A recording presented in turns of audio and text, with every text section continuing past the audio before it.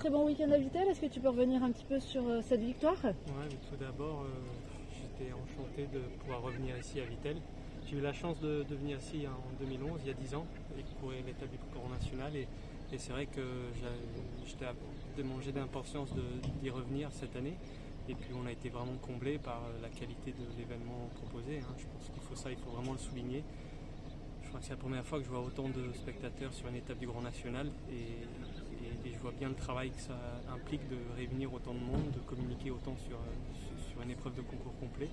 Donc je voulais vraiment remercier les organisateurs, autant le centre équestre que la municipalité, que la fédération aussi, parce que chapeau, c'est vraiment un événement que je trouve réussi. Et j'ai hâte d'y revenir déjà.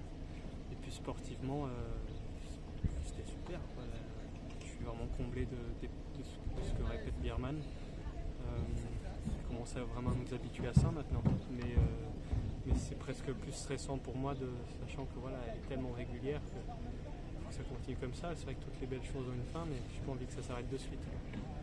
C'est une nouvelle victoire aussi pour ton écurie que tu formes avec Astier?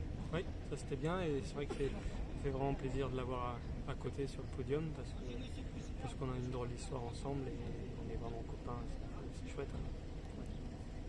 Dans quelques semaines, il est possible que vous soyez aussi, que vous viviez aussi une très grande aventure tous les deux. Ça maintenant, c'est hors de ma portée. Je pense que moi et Biermann, on a montré tout ce qu'on savait faire de mieux et avec une régularité que pas beaucoup d'autres ont répété. Cette année, elle est invaincue des coéquipiers français. Il y a quand même notre cheval qui l'a battu. Elle reste très très fidèle à ses bons dressages. Elle répète ses sans faute. Elle reste vraiment de marbre sur les 3 tests. Moi aussi, je pense. C'est bien. Et donc voilà, moi j'ai tout fait au mieux pour prêcher pour ma paroisse et essayer de prendre une place dans le vol pour Tokyo. C'est cette place-là qui m'intéresse. Après maintenant.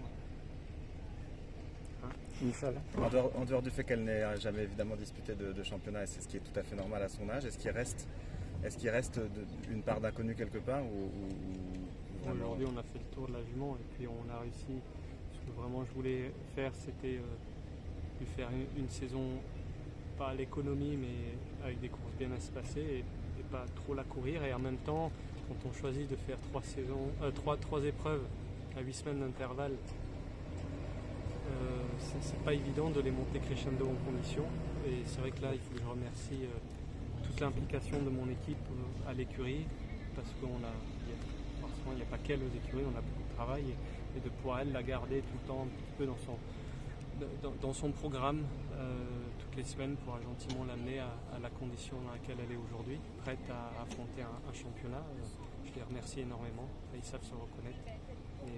Voilà.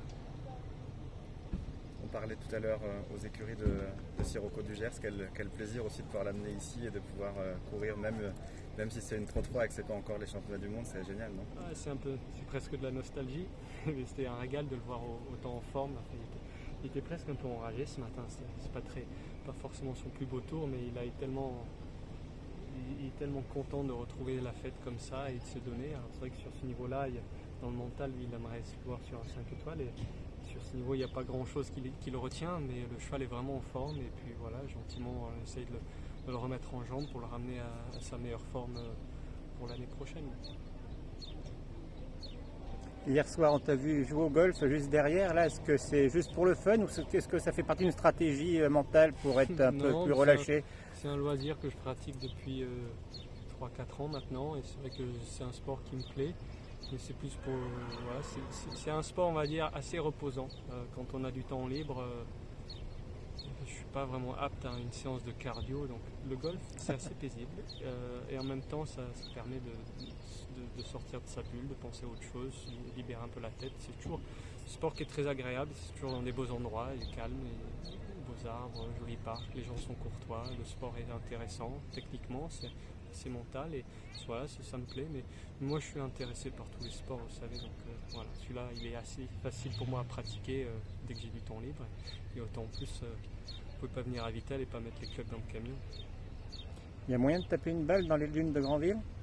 À Granville, il y a 2 golfs. Ouais. Il y en a un à Granville et l'autre à Saint-Martin. Donc oui, T'emmènes les clubs? là, ils sont dans le camion.